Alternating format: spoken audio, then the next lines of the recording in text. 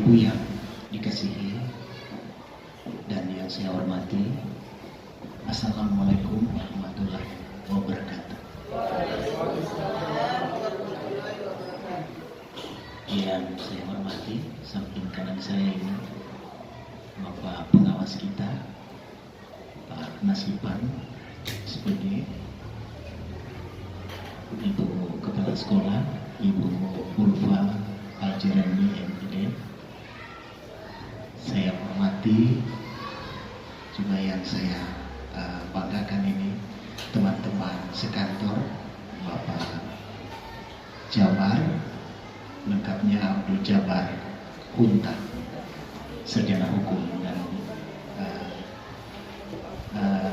Pak Firman, iya, Pak Firman yang masih nyong, Om Nyong.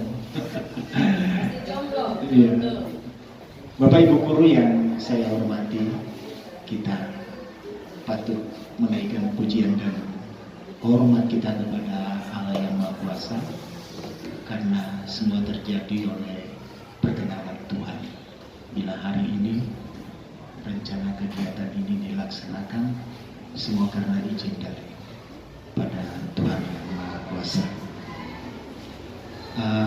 Saya diberitahu pokok kegiatan ini adalah pembinaan bagi guru-guru MI, khususnya di MI Al-Herat Mukolai.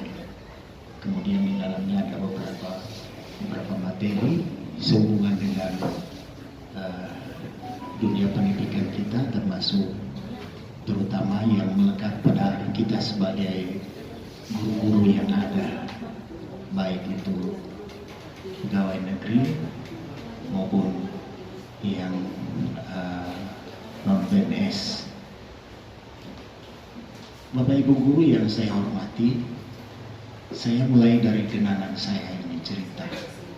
Sewaktu dari SDN 1 Kopandakan, saya dipindahkan di SDN 3 Kopandakan.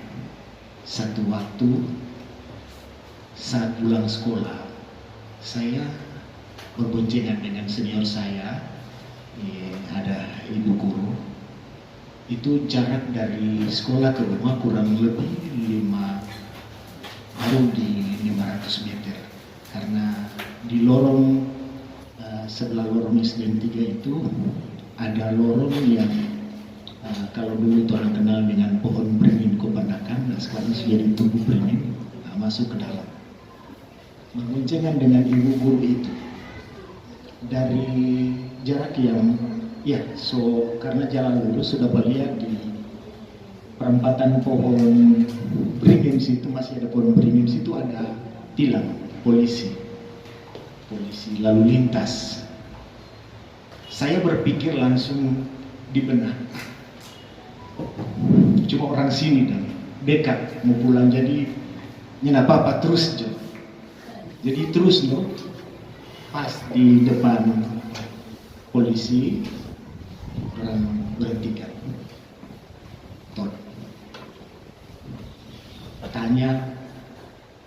tanya, saya bilang, Pak, tolong pelanggaran apa kamu? Ternyata kami berdua saat itu tidak pakai helm. Pak, orang perlu ada Bali ya, dekat sekali. Itu ibu guru ke rumah kurang lebih 200 meter itu, tidak sampai lagi. Sudah Bali ya di muka lorong. Dekat sekali. Pak, orang dekat sekali. Apa itu polisi jawab? Pak, namanya aturan. Jauh dekat harus pakai helm.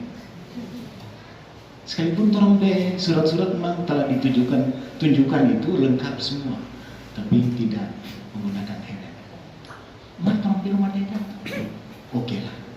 Kali ini Bapak dan Ibu diberikan sedikit kelonggaran, boleh lewat. Jadi orang lewat pulang.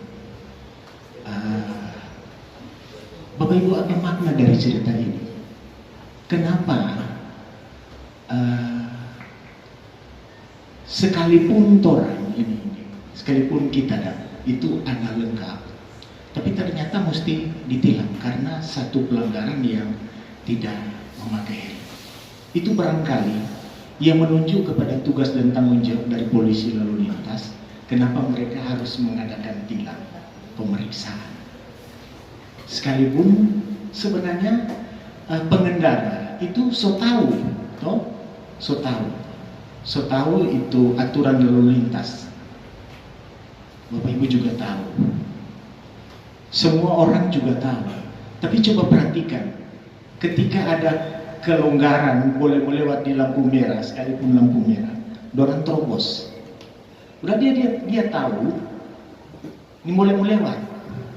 Sama juga kalau orang nggak anak-anak tuh, anak-anak yang masih di bawah usia 17 tahun belum ada SIM apa semua, tapi orang lain kali orang kasih kelonggaran bawa jadi motor di sekolah.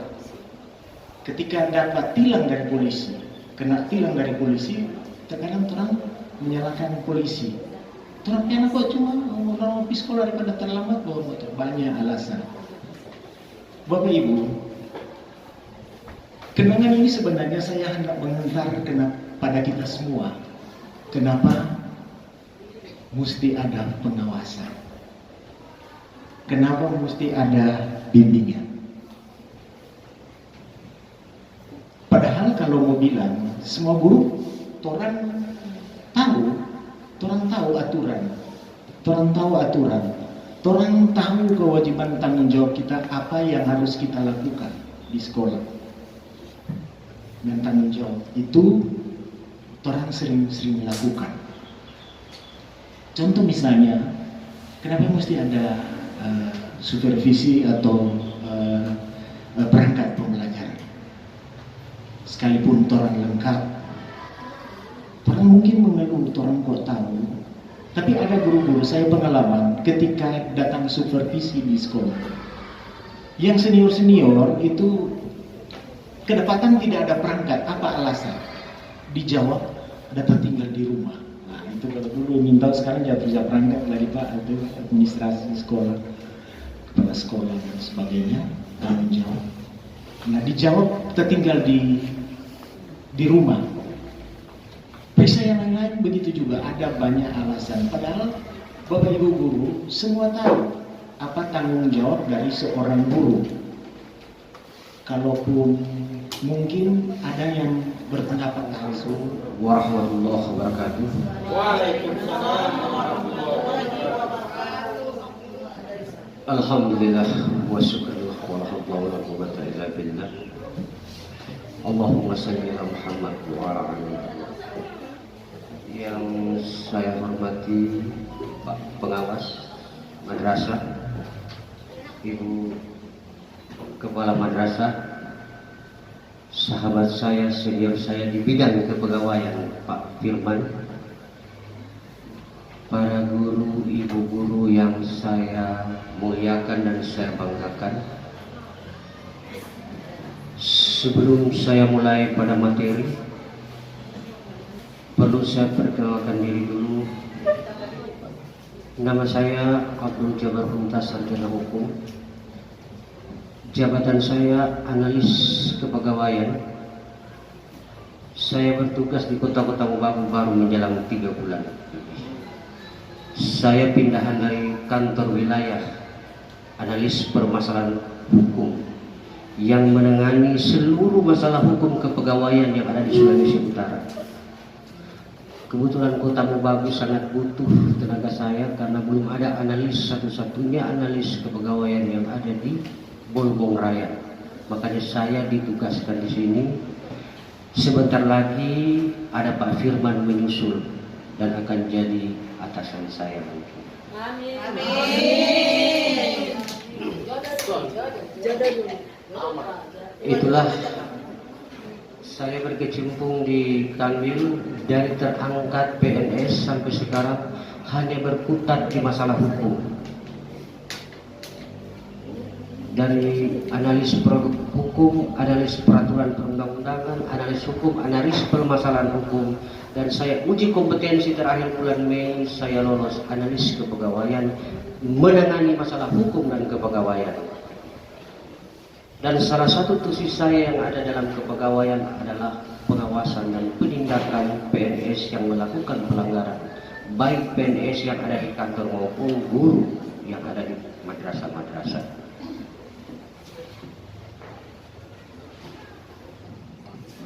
Jadi kalau kita hanya dengar dan kita tidak cerna baik-baik, dan mungkin satu saat kita akan berhadapan dengan pelanggaran hukum terkait dengan pelanggaran disiplin PNS, atau kita tidak sadar apa yang saya sampaikan hari ini tidak diperhatikan dan akan kena satu saat pada kita tidak tahu apa.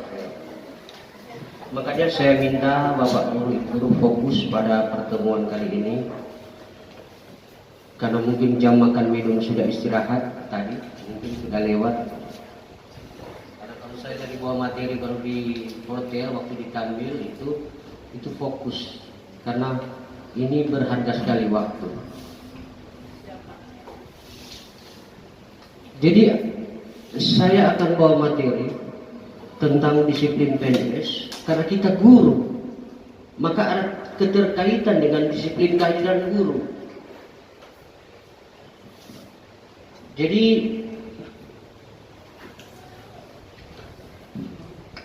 apa itu disiplin? Disiplin, saya belum masuk ke PNS, saya bilang disiplin adalah bagaimana kita mengendalikan perilaku yang berasal dari dalam diri seseorang. Jadi kalau kita guru, bagaimana perilaku guru? Perkataan, tulisan, perbuatan. Yaitu suatu kemauan dan perbuatan seseorang dalam mematuhi seluruh peraturan. Itu pengertian disiplin. Kesanggupan menaati kewajiban dan menghindari larangan. Apabila tidak ditaati, maka kita dijatuhi hukuman.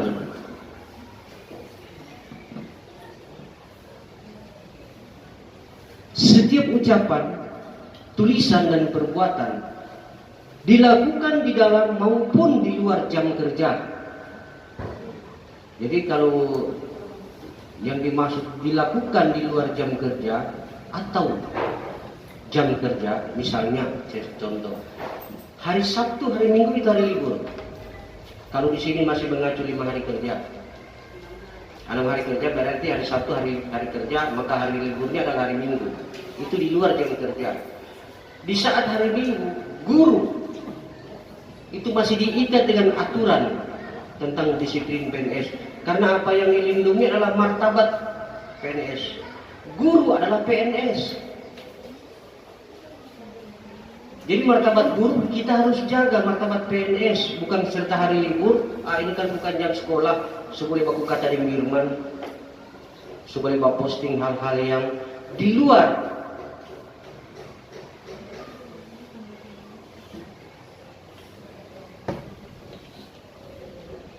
Untuk apa aturan itu dibuat? Substansi daripada tujuan dibentuknya aturan ini supaya terjagalah ketertiban, keteraturan, kepatuhan, ketentraman, ketaatan, peningkatan, terutama peningkatan kinerja dan prestasi kerja. Ini tujuan peraturan dibuat.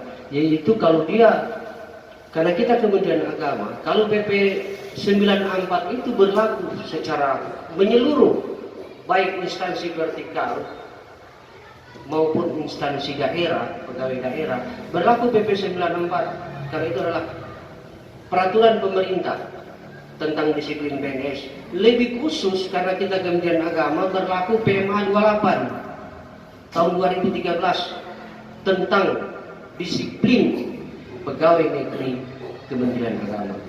Nah, karena kita lihat guru, maka lebih spesifiknya adalah surat keputusan Direktur Jenderal Pendidikan Islam nomor 1 tahun 2013 tentang disiplin kehadiran guru pada madrasah.